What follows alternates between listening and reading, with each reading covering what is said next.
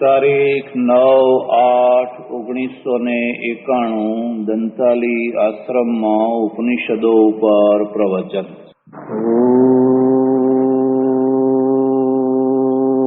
ઓમ યજ્ઞાન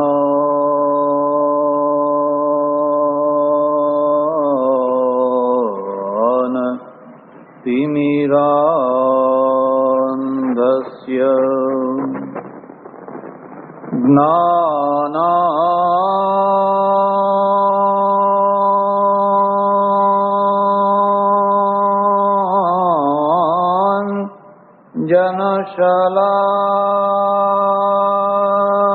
જનશલાકયા ચક્ષુરુન્મીલિતં યેન તસ્મૈ શ્રી ગુરવે નમઃ. મૂકં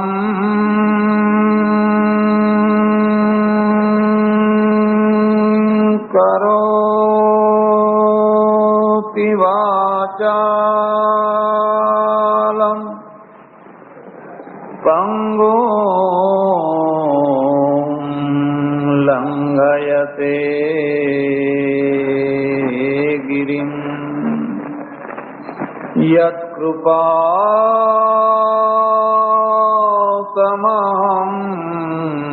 વંદે પરમાનંદ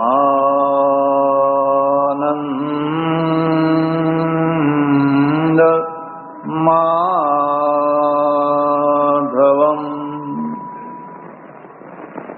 યં શૈવાસમુપાસતે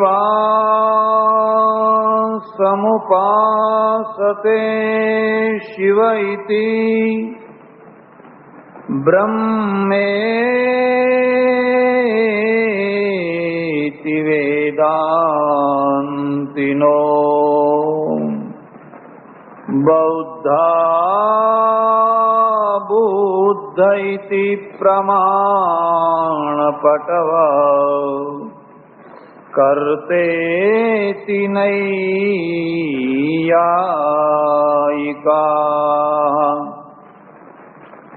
અર્હં નિત્યથ જૈન શાસનરતા કર્મેતિ મીમાંસકા સોયં નો વિદધાતુ વાંછિતફલં ત્રૈલોક્યનાથો હરિ. કૃષ્ણ કનૈયા રામચંદ્ર ભગવાન ઉમાપતિ મહાદેવ પવન સુત હનુમાન સનાતન ધર્મ સદ્ગુરુદેવ વૈદ્યનાથ મહાદેવ મુક્તેશ્વર મહાદેવ નમઃ પાર્વતી પતે હર દેવ હર.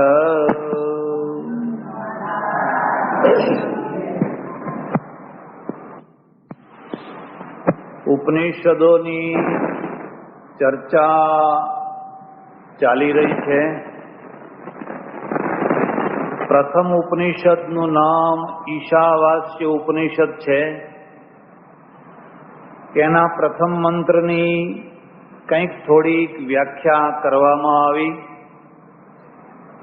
2 દિવસથી જે લોકો આવતા હશે એમને ખ્યાલ હશે કે ઈશા વાસ્યમિદમ સર્વમ યત્કિંચ જગત્યામ જગત તેન ત્યક્તેન ભુંજીથા મા ગૃધઃ કસ્ય સ્વિદ્ધનમ. આ જે પ્રથમ મંત્ર છે એ પ્રથમ મંત્રનો શો અર્થ કરવામાં આવ્યો. પ્રથમ મંત્ર મહત્વનો છે અને એટલા માટે મહત્વનો છે કે એમાં તમામ સિદ્ધાંતને મૂકી દેવામાં આવ્યો છે. તમારું એક વ્યક્તિગત જગત છે. તમારા વ્યક્તિગત જગતને ભગવાનના રંગમાં રંગી દો. પછી જે કંઈ તમને પ્રાપ્ત થયેલા ભોગો છે, ભોજ્ય પદાર્થો છે, એ ભોગો, એ ભોજ્ય પદાર્થોને ત્યાગપૂર્વક ભોગવો. એને છોડવા નથી, છોડીને ભાગવું નથી, પણ તમે તમારી શક્તિ પ્રમાણે એને ભોગવો. જે પૈસો, જે ધન તમારા પુરુષાર્થથી તમને પ્રાપ્ત થઈ શકે એવો નથી. એવો જે પુરુષાર્થ બહારનો જે પૈસો છે, જે હક વિનાનો પૈસો છે, એના માટે ઈચ્છા કરો નહીં. માં હૃદય. પણ જો તમે તમારા હકના બહારના પૈસાની ઈચ્છા કરશો અને કદાચ એને મેળવશો તો પણ એ પૈસો તમને સુખ દેનારો થવાનો નથી. માં હૃદય કસ્ય સ્વિધનમ. હવે આગળનો જે મંત્ર છે એ મંત્રને જરા વધારે સારી રીતે સમજવા જેવો છે અને વધારે મહત્વનો છે. માનો કે તમારે ભોગો મેળવવા છે, તમારે પૈસો મેળવવો છે, હકનો મેળવવો છે, પણ એ મળશે તો કેવી રીતે મળશે?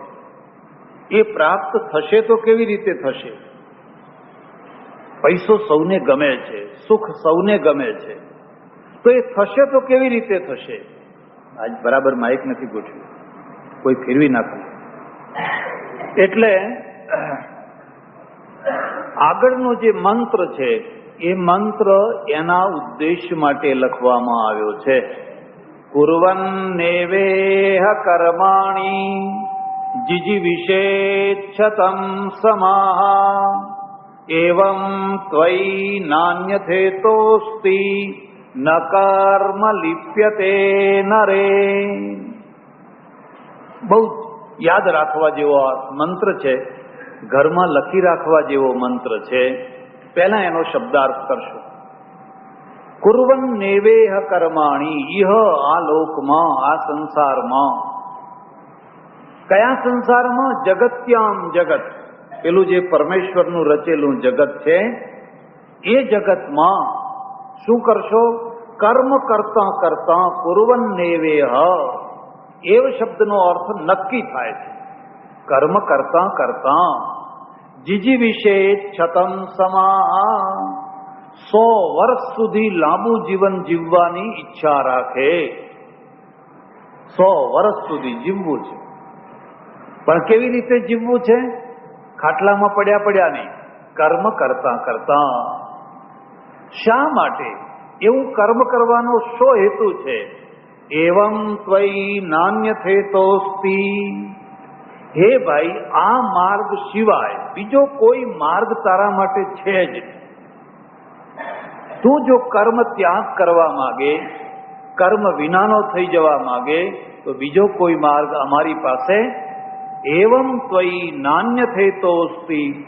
પણ જો તું આ માર્ગ ઉપર ચાલીશ, ન કર્મ લિપ્યતે નરે, અને જો તારા જગત ઉપર પરમેશ્વરને આચ્છાદિત કરી દઈશ તો કર્મ તને લેપાયમાન કરશે નહીં, કર્મ તને બાધિત કરશે નહીં. આ એનો શબ્દાર્થ છે. આ એક મંત્ર ઉપર ભગવદ્ ગીતાના 3 થી 4 અધ્યાયો રચાયા છે. મૂળમાં એક મંત્ર છે, એના ઉપર 3જો અધ્યાય, 4થો અધ્યાય, 5મો અધ્યાય, 6થો અધ્યાય, આખી કર્મની થિયરી આ ઉપનિષદના મંત્ર ઉપરથી રચાયેલી છે. હવે આ મંત્રને જરા વિસ્તારથી સમજવાનો છે. પહેલી વાત તો એ છે કે પ્રજા છે એ પ્રજાની શાંતિ પમાડવી છે, સુખી કરવી છે, સમૃદ્ધ કરવી છે. ત્રણમાંથી શું કરવું છે? થોડું ઓછું કરો. સુખી, શાંતિ, સુખી અને સમૃદ્ધિ. આ ત્રણ શબ્દો યાદ રાખો. તમારે આ ત્રણમાંથી શું જોઈએ છે?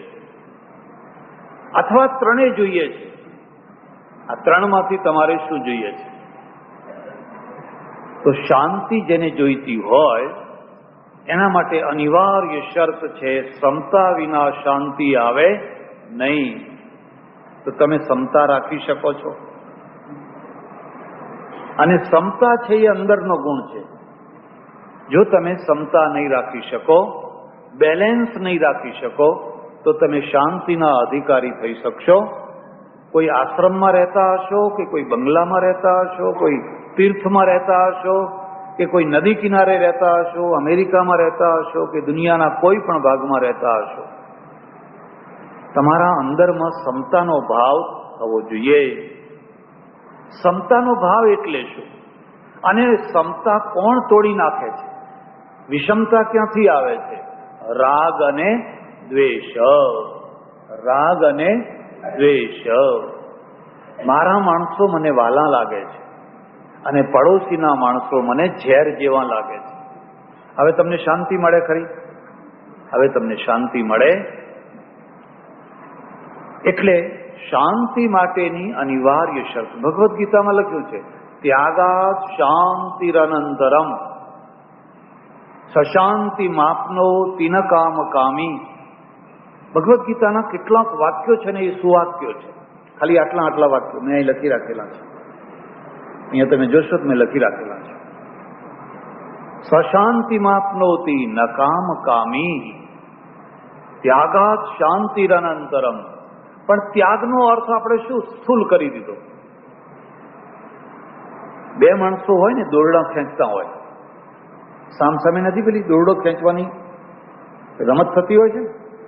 એક 5-25 આ બાજુ ને 5-25 આ બાજુ ને પછી ખેંચતા હોય દોરડો. પછી એક તરફ ખેંચી જાય ને બીજા છે હારી જાય. એમ સંસારની અંદર પણ, ઘરની અંદર પણ દોરડા ખેંચાતા હોય છે. ખેંચાય છે? તમારા ઘરમાં નહીં ખેંચાતા હોય? બધાય ખેંચાય છે. એ દોરડા શું નાનામાં નાની બાબતથી માંડીને મોટામાં મોટી બાબત સુધી ખેંચાય છે. આજ કયું શાક કરવું એનું દોરડું ખેંચાય છે. પૂછી જુઓ બેન, આજ કયું શાક કરવું એના માટે પણ દોરડું ખેંચાય છે. અને હવે જેમાં બળવાન લોક જો હોય એ બળવાન છે, એ બાકીના લોકોને હરાવ્યા કરે. આ તપેલી કેમ મૂકી? પેલી તપેલી મૂકવી હતી ને. પેલી સાસુ હોય ને, બહુને કટકટ કટકટ કટકટ કટકટ. હવે જો પેલી તપેલી મૂકી હોય તો કે આ કેમ મૂકી? પેલી મૂકવી હતી ને. તમે ગમે તે તપેલી મૂકો, એને ટોકું ટક કરવું છે ને કરવું છે. હવે સાસુઓનો જમાનો ગયો, હવે કોનો જમાનો આવ્યો? હવે વહુઓનો જમાનો આવ્યો. એ વહુઓ કહે છે ખબરદાર, જો આશ્રમમાં જ મૂકી આવશું, પછી જો એ ગરડા ઘરમાં જ મૂકી આવશું. પણ આ દોરડું ખેંચવાનું છે. અને એમ નાની બાબતમાંથી આ તપેલી મૂકવાની જગ્યાએ આ તપેલી મૂકી, આ શાક કરવાની જગ્યાએ આ શાક કર્યું, આ દાળ કરવાની જગ્યાએ આ દાળ કરી. બસ મોઢા આવા ફૂલી ગયા છે, આવા મોઢા ફૂલી ગયા. હવે એ માળા ફેરવે તો એને શાંતિ મળે ખરી? આમ આમ અટર મારા ગટર મારા કરતા હોય, પણ અંદરથી તો પ્રાઇમસ ધક ધક ધક ધક ધક ધક અંદર પ્રાઇમસ પડતો. એટલે દોરડું છોડી દેતા આવડે. એ જાણે કે હવે આપણો સમય આથમતો સમય છે. હવે કંઈ આપણે ઉગતા સમયમાં નથી, આપણે આથમતા સમયમાં છીએ. એ બરાબર છે. હવે તમારે એ તપેલી મૂકવી હોય તો એ મૂકો, આ દાળ મૂકવી હોય તો એ મૂકો, પેલું શાક કરવું હોય તો કરો. ટાઈમ થાય એટલે અમને બોલાવજો. અને એક બીજી વાત હું તમને કહું છું, જેના ત્યાં જમો, જેના હાથની રસોઈ જમો, એના વખાણ કરો. આ પરદેશીઓમાં ખાસ ટેવ, પરદેશીઓમાં ખાસ ટેવ. એનું મોઢું બળી જાય, એ લોકો તીખું ના ખાય. એનું મોઢું બળી જાય એવી કોઈ વાનગી તમે એને આપી હોય તો એ લઈ જઈને પછી કે હા બહુ સરસ હતી, હો બહુ સરસ હતી. હવે ખરેખર બહુ સરસ એને ના લાગી હોય, એને તો પેલું મોઢું બળી ગયું હોય, પણ એ જાણે છે કોઈએ આપણને ગિફ્ટ આપી છે, કોઈએ આપણને ભેટ આપી છે, એમાં સ્થૂલ વસ્તુ નથી, એમાં એનો ભાવ પણ છે. અને આપણે વસ્તુની કદર નથી કરવાની, એના ભાવની કદર કરવાની છે. અને એના ભાવની કદર કરવાની હોય તો તમારે એના વખાણ કરવા જોઈએ. કેમ આજે ચા કેવી થઈ, ઘરે મોઢું બળી ગયું, શું તમે કોણે ચા કરી હતી? હવે રાત દિવસ જે લોકો આવી રીતે કટકટ, આ છોકરું નહીં આવજા નહીં કરે, તમે ત્યાં લઈ જાઓ, ત્યાં લઈ જાઓ, અહીં નહીં લાવવાનું, લઈ જાઓ. તો આવી રીતે રાત દિવસ કમખોડ કમખોડ કમખોડ કરે, એ કદી કોઈનું પ્રિય થઈ શકે? એ કદી કોઈનું પ્રિય ના થઈ શકે. દોરડું છે, તમે ઘણા દિવસ સુધી પકડ્યું, ઘણા દિવસ સુધી ખેંચ્યું, ઘણા દિવસ તમારું ચાલ્યું, હવે તમે જુઓ તમે આથમતા સૂર્ય છો. અને આથમતા સૂર્ય છો એટલે ઢીલું મૂકી દો. ઢીલું મૂકી દો એટલે હારીને ઢીલું ના મૂકી દો, સમતાથી મૂકી દો. શાંતિ માપનોતી એટલે પહેલી શબ્દ છે. શાંતિ કોને મળી શકે? જેનામાં સમભાવ આવે એ. તમે પણ જોશો, સમત્વમ યોગ ઉચ્યતે, ભગવદ્ ગીતા. અર્જુને પૂછ્યું યોગ એટલે શું? કૃષ્ણે કહ્યું સમત્વ, જેને સમભાવ પ્રાપ્ત થાય બસ એ યોગી છે. અને સમત્વની વ્યાખ્યા શું? સમત્વ એટલે શું? સિદ્ધ્ય સિદ્ધ્યો સમો ભૂત્વા સમત્વમ યોગ ઉચ્યતે. અર્જુન, સિદ્ધિમાં અને અસિદ્ધિમાં, હાનિમાં અને લાભમાં, જયમાં અને પરાજયમાં જે સંભાવ રાખે છે બસ એ યોગી છે, એ સમત્વને પ્રાપ્ત થયેલો છે. ચાલો બીજી વાત. ત્યારે હવે શાંતિ પછી સુખ. સુખ કોને મળે? સુખી કોણ થાય? જે સંપીને રહે, એ નોંધ કરજો, જે સંપીને રહે. ભલે 10 માણસ રહ્યા, 10 સંપીને રહો, સુખી થવાના. અડધો રોટલો ખાઈને પણ સુખી થવાના. પણ શરત એટલી છે કે સંપીને રહો છો ખરા? સંપીને કોણ રહે? ફરી આગળ પ્રશ્ન ચાલે. સંપીને કોણ રહે? જેના કાચા કાન ના હોય એ.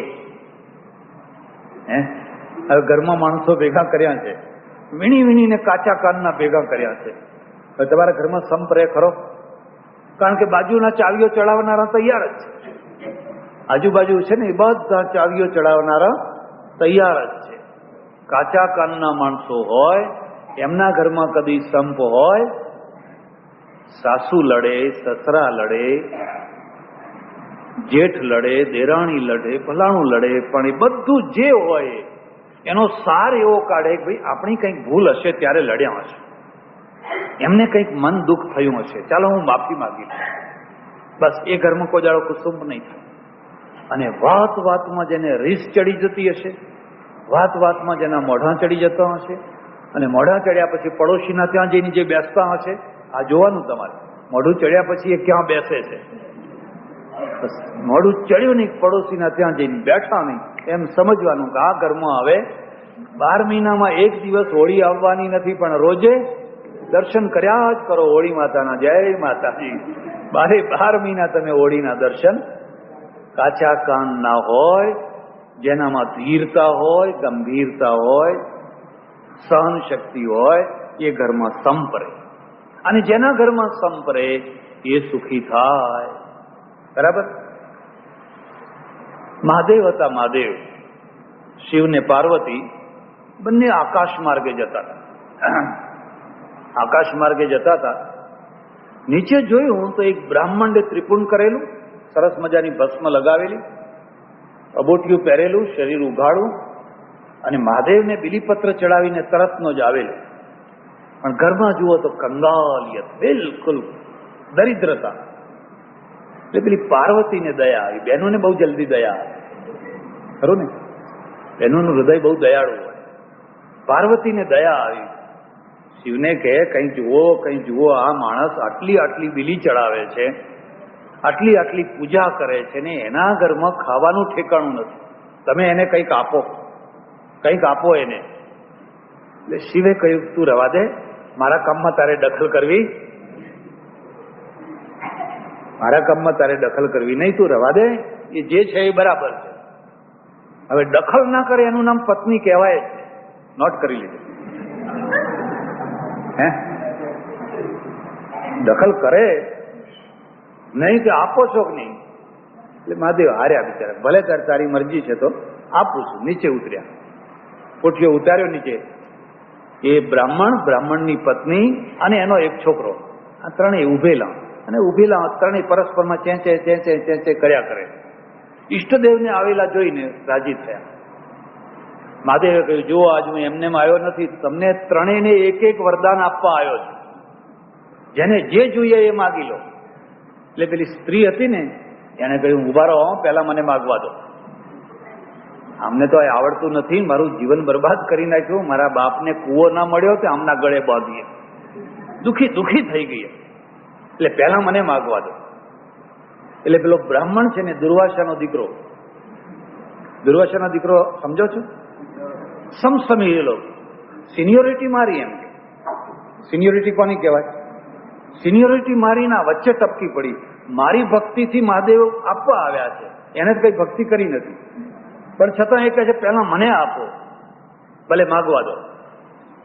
એને કહ્યું, હે મારા નાથ, જો તમે પ્રસન્ન થયા હોવ તો હમણાં ને હમણાં, અત્યારે ને અત્યારે મને 16 વર્ષની અપ્સરા બનાવીને સીધી સ્વર્ગમાં મોકલી દો. મારે હવે આ લોકમાં રહેવું. મહાદેવે કમંડળમાં હાથ નાખ્યો, પાણી લીધું, નામ છાંટ્યું, અપ્સરા ભવ. એકદમ કડચલીઓ બળચી બધી નીકળી ગઈ. 16 વર્ષની રૂપનો અંબાર ને શણગાર પહેરેલા, દાગીના પહેરેલા, અને જતા જતા પેલા બ્રાહ્મણ સામે આમ ડીઓ કરતી ગઈ, મરો હવે રો, છૂટ્યા તમારામાંથી. ગઈ સડસડાટ. એટલે પેલા મહાદેવે બ્રાહ્મણને કહ્યું, ભાઈ તમારે હવે જેને માગવું હોય એ માગી લો. પેલા તો ધુઆ ફુઆ થઈ ગયા. એટલે બ્રાહ્મણે કહ્યું કે હે મારા નાથ, તમે જો પ્રસન્ન હોવ તો પેલી જે અપ્સરા થઈને ગઈ છે એને ગધેડી બનાવીને હમણાં નીચે પાડો. હમણાં ને હમણાં એને નીચે પાડો. હજુ તો બિચારી પહોંચી નથી. એટલે ત્યાં તો મહાદેવે ફરી પાછું પાણી છાંટ્યું ને, આવી 4 પગવાળી. મહાદેવે પેલા છોકરાને કહ્યું, ભાઈ હવે તારે જે માગવું હોય એ માગી લે. તો છોકરાએ કહ્યું, પ્રભુ મારી માં હતી એવી ને એવી બનાવી દો. જેવી હતી એવી ને એવી, પાછી હતી એવી ને એવી બનાવી દીધી. પાર્વતીને કહ્યું, હું નતો કહેતો કે આ લોકોને કંઈ આપવા જેવું ને? એકની જગ્યાએ 3 વરદાન આપ્યા, પણ આ 3 વરદાનને પચાવી શક્યા. કેમ સુખી નથી થતા? કેમ સુખી નથી થતા? 3 જ માણસો છે પણ સંપ નથી, એકબીજાનું કાપે રાખે છે. બહારનો માણસ કાપે ને એ બહુ હાનિ ના પહોંચાડે, પણ ઘરનું જ માણસ કાપ કર્યા કરે તો બહુ દુઃખ થાય. એટલે સુખી કોણ થાય? જે સંપીને રહેતા હોય. જેવા મહાદેવ આવ્યા એવા 3 જણાએ સંપથી કહ્યું હોત કે ના પ્રભુ, અમારે 3 વરદાન શું કરવા છે? અમારા પિતા છે, મારા પતિ છે, એ જે કહે અમને મંજૂર છે. 1 વરદાન તો ઘણું થઈ ગયું. તો સુખી થાત કે ના? તો સુખી થાત. એટલે જેના ઘરમાં સંપ હોય એ સુખી થાય. પણ હવે ત્રીજી વસ્તુ છે, સમૃદ્ધિ કોને મળે? સમૃદ્ધ કોણ થાય? ત્રીજી વસ્તુ તો સમૃદ્ધિ એને મળે જે કર્મ કરે, જે પુરુષાર્થ કરે. નોંધ કરજો, જે પુરુષાર્થ કરે, જે પરિશ્રમ કરે, સમજણપૂર્વકનો, જ્ઞાનપૂર્વકનો જે પરિશ્રમ કરે એ સુખ, એ સમૃદ્ધ થાય. આ 3 માર્ગ. એટલે અહીંયા આ મંત્ર લખ્યો. ઉપનિષદ શું ઈચ્છે છે? ઉપનિષદ તમને શાંતિ આપવા માંગે છે, તમને સુખી બનાવવા માંગે છે, અને તમને સમૃદ્ધ પણ બનાવવા માંગે છે. સુદામા બનાવવા નથી માંગતા. બધા થઈ જાઓ સુદામા, ખડતાલ લઈને આવી જાઓ અને અખંડ કીર્તન કરો, અને પછી જોયા કરો કે આજ જમવા કોણ બોલાવવા આવે છે, આજ કોના ત્યાં નોતરું છે. આમ ખડતાલો વગાડતા હોય અને અંદર પૂછતા હોય કોના ત્યાં, કે આજ કોઈ બોલાવવા નથી આવ્યું. એ ખડતાલો ઢીલી થઈ જાય, પછી એ ખડતાલો લાંબી ચાલે. 3 આપવા માંગે છે. એટલે આપણે શાંતિ અને સુખ એની હમણાં ચર્ચા નથી કરવાની. સમૃદ્ધિ કોને મળે? એટલે લખ્યું છે, કુર્વન્નેવેહ કર્માણિ જીજીવિષેચ્છતમ સમાહ. જે કર્મ કરતા કરતા કરતા કરતા 100 વર્ષ સુધી જીવવાની ઈચ્છા રાખે, કર્મ કરતા કરતા. આ ફરી યાદ રાખજો, ઉપનિષદો કર્મ છોડાવતા નથી, કર્તવ્ય છોડાવતા નથી. ચાલો બીજી વાત. ત્યારે કર્મ કોણ છોડાવે છે? કર્મ છોડાવે છે કોણ? કર્મને છોડાવનારા 3 તત્વો છે. લખવા હોય તો લખી દેજો. કર્મ 3 રીતે છૂટે છે. એક આળસથી, એક આળસથી, એક પ્રારબ્ધવાદથી, એક પ્રારબ્ધવાદથી, અને 3 છે એ મિથ્યા જ્ઞાનથી. મિથ્યા જ્ઞાનથી. આ 3 શબ્દો યાદ રાખજો. આળસથી કર્મ છૂટે. હવે ઘણા માણસો છે એમને એમ પડ્યા રહેતા હોય. કેટલીક પ્રજા આળસુ હોય. પટેલો લીલા કેમ છે? તમે એમના ખેતરો જઈને જુઓ, એમની ભેંસો જુઓ, રાત દિવસ કામ. એમાં અહીંના ચડોતરના પટેલો એટલા બધા મહેનત નથી કરતા. પરદેશ ગયા, ભણ્યા. તમે ઉત્તર ગુજરાતમાં જઈને જુઓ, ઊંઝામાં પટેલને માડ 3 વીઘા જમીન હોય. 3 વીઘા માડ જમીન હોય. ગામ મોટું, જમીન થોડી, પણ એ જમીનમાં આટલી કાંકરી ના હોય. એટલું ચોખ્ખું ક્લિયર હોય. અને 3 વીઘામાંથી 10 વીઘામાં ના પાકે એટલું એ પકવતો હોય. એ, એની પત્ની, એના છોકરા રાત દિવસ કામ કામ કામ ને કામ. એની ભેંસો, એના બળદ, એનું ટ્રેક્ટર, બધું આમ બરાબર. હવે એની બાજુમાં જ બીજાનું ખેતર હોય, તેમાં બાજરી કરતા ઘાસ મોટું હોય. બાજરી કરતા ખબર ન પડે કે આમાં ઘાસ વાયુ છે કે બાજરી વાયુ છે. હવે કોણ સુખી થશે? સમૃદ્ધિ કોના ત્યાં આવશે? ખડું મોટું કોના ત્યાં થશે? કારણ પેલો આળસુ નથી. એ આળસુ નથી, એ મહેનતું છે. રાત જાગે છે, કિચુડ કિચુડ કિચુડ કોષ ખેંચી ખેંચીને પીવડાવે છે, અને એટલા માટે એ સુખી છે. પેલી જે આળસુ પ્રજા છે, બસ એ તો બેઠી છે. એને કઈ કામ, એને તો જો આજનો રોટલો હોય તો સાંજે કામ નથી કરવું, અને સાંજનો રોટલો હોય તો કાલે કામ કરવું. એ કામ એટલા માટે કરે છે, કામ કર્યા વિના ખાવાનું મળવાનું. એટલે એ પ્રજા કોઈ દિવસ સમૃદ્ધ થઈ શકે? કોઈ દિવસ. તમે એને નગરશેઠની પેઢી ઉપર બેસાડી દો, તમે એને 100 વીઘા જમીન આપી દો, તમે એને ગમે એટલી લોનો આપી દો, પણ એના અંદરની આળસ જ્યાં સુધી ખંખેરાવામાં ના આવે ત્યાં સુધી એ કદી સમૃદ્ધ થઈ શકે નહીં. ચાલો એક બીજી વાત. આળસનું કારણ શું છે? આળસ ક્યાંથી આવે છે? તો આળસનું કારણ વ્યસન છે. નોંધ કરજો, આળસનું કારણ વ્યસન છે. આળસનું કારણ કુસંગ છે. વ્યસન અને કુસંગ આ બે ભેગા થાય એટલે માણસને કામ કરવું ગમે નહીં. સહજાનંદ સ્વામીએ સૌરાષ્ટ્રમાં આ કામ કર્યું. એમણે પહેલા વ્યસન છોડાવ્યા. વ્યસન છોડાવ્યા એટલે જે લોકો પહેલા 9 વાગે ઉઠતા હતા એ 4 વાગે ઉઠતા થયા. 4 વાગે ઉઠે, નાય ધોવે, શિક્ષાપત્રી વાંચે, મંદિરમાં જાય, દંડવત કરે, 5 વાગે તૈયાર થઈને ખેતરમાં જાય, અને પછી મહારાજનું નામ લેતા લેતા એ ખેતી કરે. એનું મન, એના વિચારો શુદ્ધ રહે. હવે બીજો માણસ છે એ 9 વાગે ઉઠે, રાત્રે વ્યસન કર્યું હોય અને બાદશાહ પાઠમાં સૂઈ ગયા હોય. અત્યારે તો વ્યસન ઘણા ઓછા થઈ ગયા હશે, પહેલા કરતા તો ઘણા ઓછા થઈ ગયા હશે. વધ્યા છે? તો રાત્રે બધા બાદશાહ પાઠમાં આવી, અને બાદશાહ પાઠમાં આવવું એમને અવાય છે?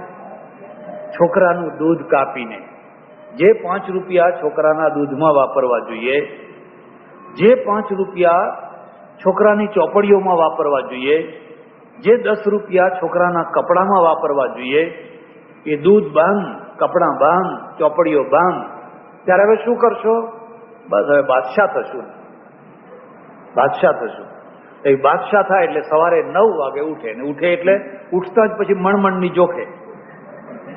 એની પત્નીની દશા શું થાય? એ તો બિચારી ગાળો ખાઈ ખાઈ અને કેટલીક વાર માર ખાઈ ખાઈને, ગાળો સુધી અટકે તોય ઠીક છે, માર ખાઈ ખાઈને એનો તો જન્મારો જ બરબાદ થઈ જાય. એના છોકરા કંગાલ હોય, એની સ્ત્રી કંગાલ હોય, ઘરમાં ખાવાનું ન હોય, ટગર ટગર ટગર ટગર જોયા કરતા હોય. કોણે જન્મારો બગાડ્યો? જીવન કોણે બગાડ્યું? વ્યસને બગાડ્યું કે ના બગાડ્યું? એટલે સત્સંગનો અર્થ થાય છે પહેલા એને વ્યસન છોડાવો, પછી એને કુસંગ છોડાવો. કોની જોડે બેસે છે? બસ બેઠા છે. સારા માણસોની જોડે જઈને બેસે તો એનો બેડો પાર થઈ જાય. નાગની જોડે બેસવું સારું, નાગના દર ઉપર જઈને બેસવું સારું, પણ કુસંગીની જોડે બેસવું સારું.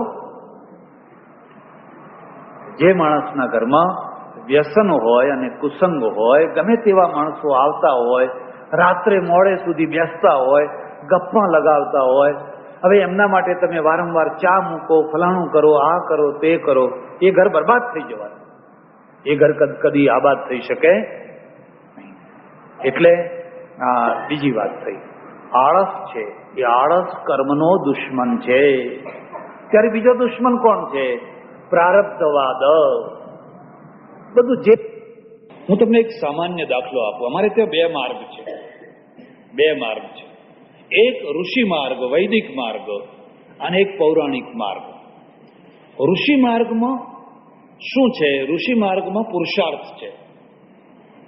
પુરુષાર્થ ડગલે ને પગલે પુરુષાર્થ. જો આ ઉપનિષદ ઋષિ માર્ગ છે. કર્મ કરતા કરતા જીવજે. ઋષિ માર્ગમાં શું છે કે તમારું આયુષ્ય વધારી શકાય છે, તમારું આયુષ્ય ઘટાડી શકાય છે. પેલા પૌરાણિક માર્ગમાં શું છે? ક્યારે મરવાના છો એ નક્કી છે. એમાં એક શ્વાસ પણ ઓછો વધતો થઈ શકે. આ બે માન્યતાઓ છે ને.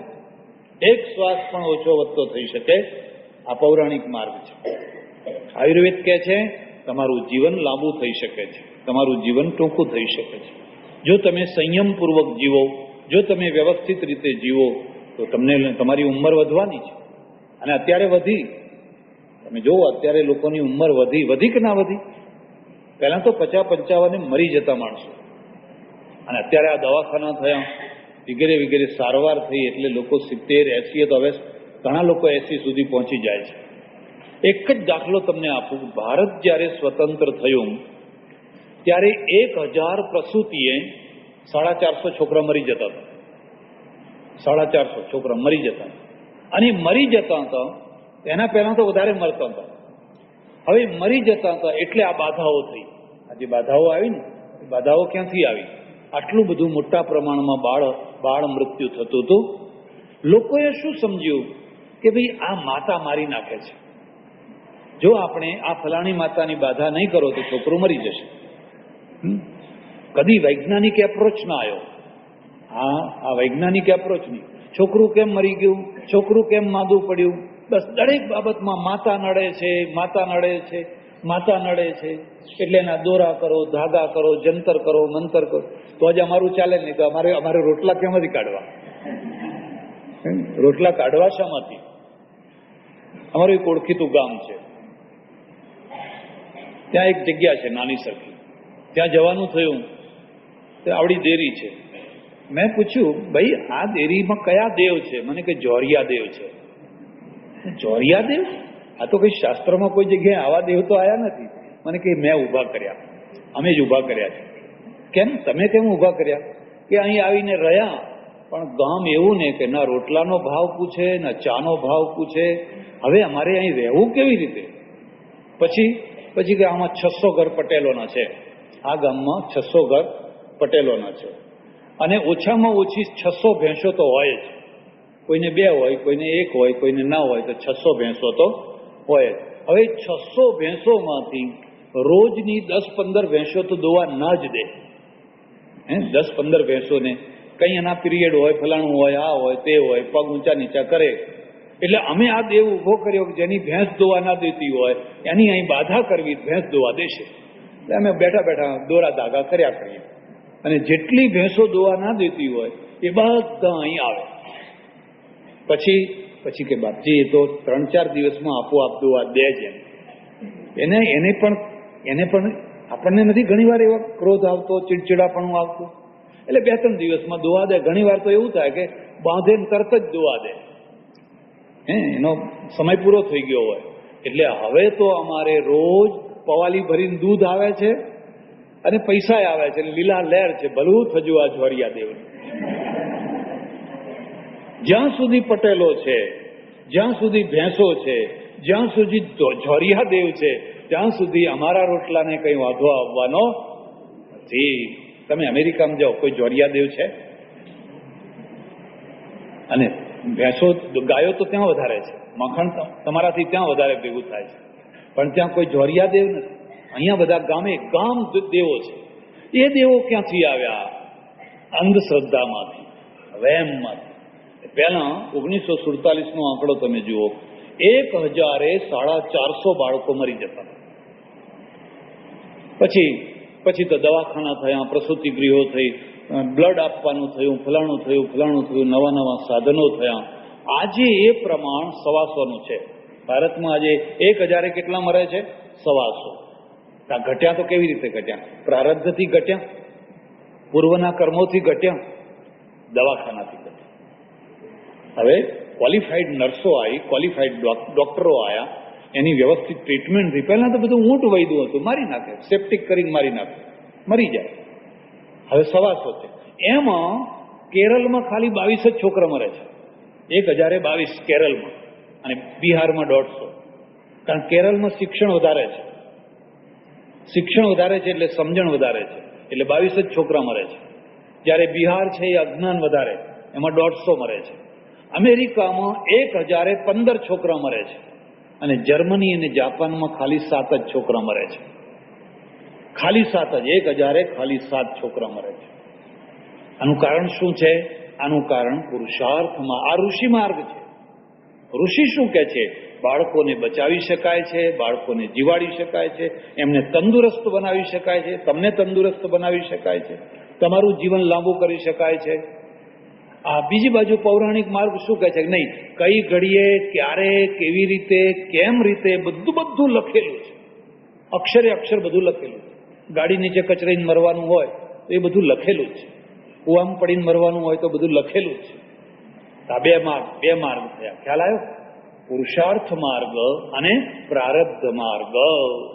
તો પ્રારબ્ધ માર્ગ છે એ કર્મનો વિરોધી છે.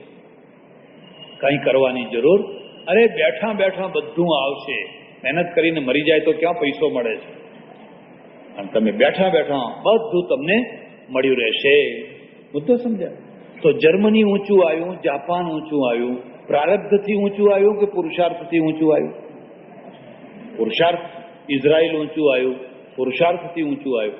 તો હવે લોકોના મગજમાં પ્રારબ્ધવાદ બેસાડવો જોઈએ કે પુરુષાર્થવાદ બેસાડવો જોઈએ? પુરુષાર્થવાદ. જે લોકોના મગજમાં ઠાંસીને પ્રારબ્ધવાદ બેસાડે છે એ તો પ્રજાને મારી નાખે છે, વગર તલવારે મારી નાખે છે. મારી નાખે છે કે નથી મારી નાખે? એ તો વગર તલવારે મારી નાખે છે. પહેલા બધાને પેલા શીતળાના ડાઘ પડતા કે નહીં? બળિયા કાકાના નીકળતા ને? હવે નીકળે છે? હવે કેમ નથી નીકળતા? પેલા એ રસી કાઢી. આ રસી એ પુરુષાર્થ છે. એને રસી કાઢી, આખી દુનિયામાં એ રસી ફેલાવી દીધી.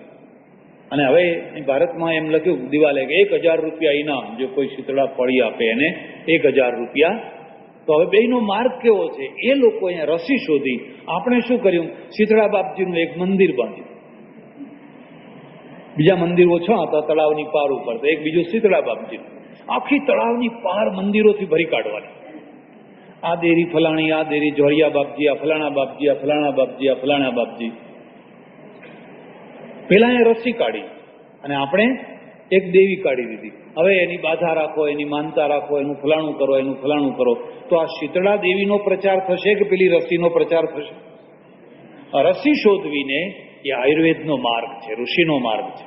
દવાઓ બનાવો, દવાઓ શોધો, નવી નવી વિદ્યા પ્રાપ્ત કરો, એ ઋષિ માર્ગ છે. અને આ માર્ગ છે એ પૌરાણિક માર્ગ છે. એટલે કર્મનો વિરોધી કોણ છે? તો કર્મનો વિરોધી છે પ્રારબ્ધવાદ. બરાબર? હવે ત્રીજું, કર્મનો વિરોધી ત્રીજું કોણ છે? તો મિથ્યા જ્ઞાન. મિથ્યા જ્ઞાન. મિથ્યા જ્ઞાનનો અર્થ સમજાવો. જે જ્ઞાન ઉલટું છે. હવે માનો કે તમારે સમૃદ્ધિ જોઈએ છે, પૈસો જોઈએ છે, કર્મ નથી કરવું. મારા જેવાની પાસે આવ્યા, બાપજી પૈસાનો ઢગલો થાય એવું કંઈક કરો, વૈભવ લક્ષ્મીનું વ્રત કરો. મેં બતાવ્યું છું વૈભવ લક્ષ્મીનું વ્રત કોઈએ કર્યા કે નથી કર્યા? આમાં ઘણાએ કર્યા હશે, ઘણાએ કર્યા હશે. દશામાનું વ્રત કરો, સંતોષીમાના શુક્રવારના ચણા ખાઓ, ફલાણો ગુરુવાર ભરો, ફલાણે શુક્રવાર ભલો, ફલાણે રવિવાર ભરો. અરે 7 પેઢી વીતી જશે તો એમાં કંઈ ફરક પડવાનો, પગ ઘસી ઘસીને મરી જશો તો એમાં કંઈ ફેર પડવાનો. ઉલટાનો ભગવાન તમારા ઉપર નારાજ થાય. કેમ નારાજ થાય? કે આ શ્રદ્ધા વિના, ઈમાન વિનાનો માણસ છે. ઈમાન વિનાનો માણસ છે. ઈમાન વિનાનો માણસ છે એટલે એનો અર્થ શું થાય? કે મને છોડીને એ બીજે બધે ભટક્યા કરે છે, રખડ્યા કરે છે. આ દરગાહે જવું, આ પીર બાપજીએ જવું, ફલાણે જવું, ફલાણે જવું, ફલાણે જવું. તો પરમેશ્વરમાં જેને નિષ્ઠા હોય એને બીજે રખડવાની જરૂર હોય. એક પરમાત્મા, એક. પછી એને તમે વૈદ્યનાથ દાદા કહો, તમારા જે ઈષ્ટદેવ હોય એ કહો, એકના ઉપર શ્રદ્ધા હોય તો એને પછી, અને જે ઘણી જગ્યાએ રખડે એ રખડ્યા જ કરે, પછી એને કઈ હાથમાં આવે. એટલે આ 3 વસ્તુઓ યાદ રાખજો. સમૃદ્ધિના એટલે કર્મના વિરોધી કોણ છે? તો કર્મના વિરોધી આળસ છે. આળસનો એક ભાઈ છે, એનું નામ પ્રમાદ છે. આળસ બેન છે ને પ્રમાદ છે એ ભાઈ છે. બેના અર્થ જુદા છે. આળસ તોય સારી, પ્રમાદ ખોટો. આળસનો અર્થ શું થાય છે? કે હમણાં જે કામ કરવાનું છે ને એ મોડું કરશું, હવે થોડુંક મોડું કરશું, એનું નામ કહેવાય આળસ. અમારે ત્યાં પ્રાર્થનાની ઘંટડી વાગે, પ્રાર્થનાની ઘંટડી વાગે તો એ લોકો કહે જવાય છે હવે, જવાય છે હવે. એટલે કેટલાક લોકો 5 ભાગની પ્રાર્થના થઈ જાય પછી પહોંચે, કેટલાક અડધા ભાગની પ્રાર્થના થઈ જાય પછી પહોંચે, કેટલાક વળી છેલ્લી ઘડીએ પહોંચે. એને શું કહેવાય? આળસ. પછી ચાની ઘંટડી વાગે એના પહેલા હાજર થઈ જાય. એટલે હજુ ઘંટડીએ નથી વાગી, આમ ગ્લાસ લઈને બધા અહીં હાજર થઈ ગયા હોય. હવે અહીં આળસ કેમ નથી આવતી? અહીંયા આળસ. હવે ઘંટડી નહીં વગાડો તોય ચાલશે, જમવાની ઘંટડી ના વગાડો તોય ચાલે. ત્યારે આળસમાં શું છે કે કર્તવ્ય જે કર્મ છે એને આગળ ઉપર ઠેલ્યા કરવું, પછી થશે, પછી થશે. પેલા સત્યનારાયણની કથામાં નહીં સાધુવાણીઓ આવે છે ને, સાધુવાણીઓ કહે છે હવે આ સત્યનારાયણની કથા પછી કરશું, ફરી પછી કરશું, ફરી કરશું. એનું નામ આળસ. પ્રમાદ કોને કહેવાય? કે જે કર્તવ્ય કર્મ છે એ કરવું જ નહીં, એનું નામ પ્રમાદ. બેનો આ ફરક છે. પેલો મોડો કરે છે તો કરો, ભલે ને 2 કલાક મોડું કરે છે પણ કરે તો છે. પણ પ્રમાદનો અર્થ થાય છે એ કામ બિલકુલ કરવું જ નહીં. તો આ 3 તત્વો છે, એ 3 તત્વો છે એ કર્મના વિરોધી છે. એમાં સૌથી વધારેમાં વધારે નુકસાન કોણ પહોંચાડે છે? આળસ નહીં, પ્રમાદ નહીં. કેમ કે પરમેશ્વરે એવી વ્યવસ્થા કરી છે કે તમને કર્મ કરવાનું મન થવાનું જ, પણ સીમિત માત્રામાં. પેટ મૂક્યું છે એટલે પેટ માટે કામ કરવું પડશે. મોજ શોખની વૃત્તિઓ મૂકી છે એટલે એના માટે કામ કરવું પડશે. તમને વધારેમાં વધારે નુકસાન પહોંચાડે છે પ્રારબ્ધવાદ.